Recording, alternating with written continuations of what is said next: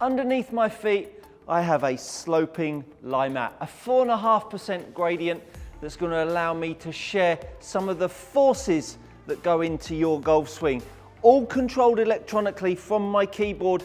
The back goes down, lifts up, different sloping lies that are going to give me the opportunity to really share with you some exciting insights into how the golf swing works. I want to get into it. Let's go. If you are new to my channel, I talk incessantly about the forces the golf club places on the golfer. When we are playing on a level playing field, a flat lie, the game is very, very easy. Or should I say, it's much easier than it is when we get sloping lies. What happens when we are on a sloping lie? All of a sudden, we don't have a pull straight to the earth's core. We are now being pulled on an angle. And in this case, when the ball is below the feet, and let's face it, it's the lie that everybody hates. Because when we are ball below the feet, the handle, when we are playing a golf shot normally, is pulling us out to the ball. Now I've got a 4.5% gradient that's going to pull me forwards even more. And yes, shock horror, we can still draw the golf ball off a sloping lie. This sloping lie is going to give us the opportunity to really give you even more enlightenment on how the forces play a role through our feet, through our middle, through our shoulders, and most notably through the grip of the golf club. When I've got the ball below my feet, immediately, if I was to hold that old school weight on the balls of my feet, the slope would make me want to stand even more tucked under, because the more the slope is lying away from me, the more that weight on the balls of the feet really is going to become inhibitive to how I move. When I then start to make my backswing, as I make my backswing, my left side is swinging forwards. As my left side is swinging forwards, hip, shoulder, knee, as it swings forwards, it starts to thrust even more energy towards the toe of the feet. If you can practice on any lie, ball below the feet is the one to do it. Everyone talks about, oh, it's great to practice with a ball above your feet. It flattens out your backswing if you're too steep. But as we know, if the backswing is flatter, and so with the ball above my feet, this gives me the opportunity to swing flatter. If my face to path is open, yes, I can make my golf swing flatter if I get too steep. I can make my path more from the inside, but if my face to path value is open, then the ball is going to start right and slice. So how the forces play a role on your body are very different with a ball below your feet and a ball above your feet. When I set up with the ball above my feet, it's thrusting me back into my heels. It's making me feel like that is going to combat the pull of the golf club out in front of me. So this lie has a much different impact on how I work physically than I do with the ball below my feet. And that is so important to stress, because when you start to think about this golf swing having forces imparted on it, when you have a ball below your feet, like this one here, I've got energy shifting me down the slope, but I've also got energy of the golf club moving towards the ball line. As I say, this is the lie that everybody hates. So as soon as you get the ball below your feet, what it encourages you to do is to get energy pushed back into your heels. Energy will push back into your heels, which immediately starts to make you feel like you'd want the handle underneath you. You're just opposing a very small force moving you down the slope. This is only 4.5% gradient. It looks quite a lot, and it will feel a lot when you play. Definitely if you're approaching it in the same manner as you would do with a flat lie. So when I stand with the ball below my feet, I immediately feel how I want to sit more into my glutes. And I want to feel like I'm getting myself in a situation with my balance that's going to oppose that force. As I now start to make a backswing, what I'm going to sense is how this right hip is going to go up the slope. This left hip is going to go down the slope. As that occurs, the hip height and how this right hip works will be magnified. The orientation of how this right hip either goes sideways, gets too far forwards, will really start to compromise how I use my body. When I use that right hip in the right manner, which I've talked extensively about, if you go check out this video up here, that right hip, how it works back and up the slope, will really start to pull me into posture. Because at this moment in time, I'm not only fighting myself in terms of how I'm moving, I'm fighting the slope. But gravity's great for golfers.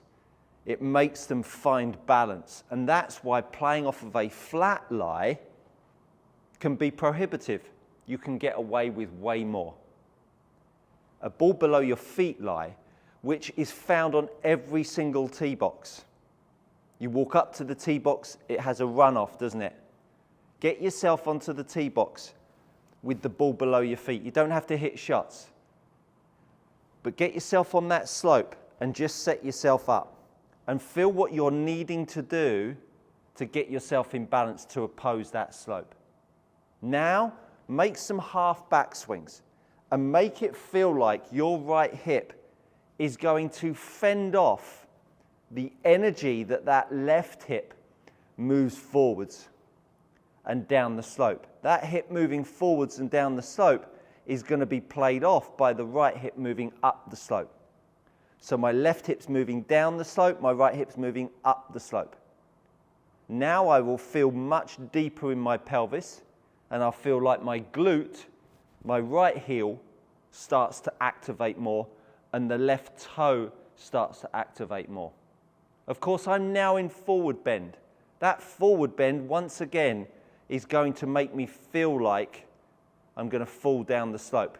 You can see where this is going. If you've watched enough of my content, handle driving out to the right, tucking the elbow in and thinking about inside out is absolute 100% garbage when you start to put more force through your body on a sloping lie, which is why it's prolifically cancerous for your golf swing.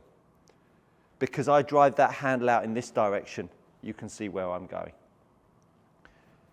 So as soon as we get this golf club halfway back, as soon as I get even a whiff of pulling the handle towards the ball, I'll start to want to oppose that. If I move the handle down on the way down, yes, I'll hold it off, but the minute I start to thrust it out to the right, you can see I'll be off to Mrs. Miggins's pie shop. That handle driving out to the right will make this whole left side of your body shut down like a clearance sale in the pound shop. It will not work for all of the tea in China. Ball above your feet, it will start to rebalance. It will start to fend off the club swinging away because I've got some force moving me down the slope. The ball above the feet lie as a practice aid is the biggest armband going. It's a faulty ecosystem. Do not be practicing with the ball above your feet, folks. It switches you off, it doesn't switch you on. This switches you on, ball below your feet. It is all about ball below your feet. So as you move that handle out in this direction as you're coming through strike, that left foot starts to become, and that left leg starts to become a shock absorber. I start to move forwards, starts to be a shock absorber because the club's energy is moving over there, which is why I talk about how we're trying to always move this handle back towards us, so it starts to feel like I can fend off that slope.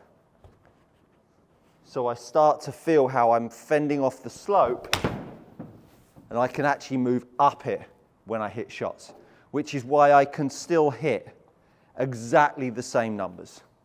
Because what I'm doing, in my mind's eye, is I'm trying to now work even more within the confines of how I believe we move as golfers around the ball, because the slope is asking me to feel that. As I make a backswing, it's asking me to feel a bit deeper with my right hip. As I move the golf club down, it's making me feel like I've got to move up the slope more. And as I move the golf club through, it's making me feel like I've got to move up the slope more with my feet. It's such a small amount that the handle or the loft angle starts to point to the right because of the slope, but there's enough room in there to still make this loft angle point in the right direction if you're moving well. The old adage of ball below your feet is going to make you slice it, as far as I'm concerned, is all because golfers are not accepting of the forces that are being put on them as a golfer. This sloping lie mat is going to open us up to a whole new learning, just getting warmed up. Once we accept that the force on this club and the force through the floor, the angle that you are pitched at, in this case ball below your feet, will really start to change how you use yourself down through strike.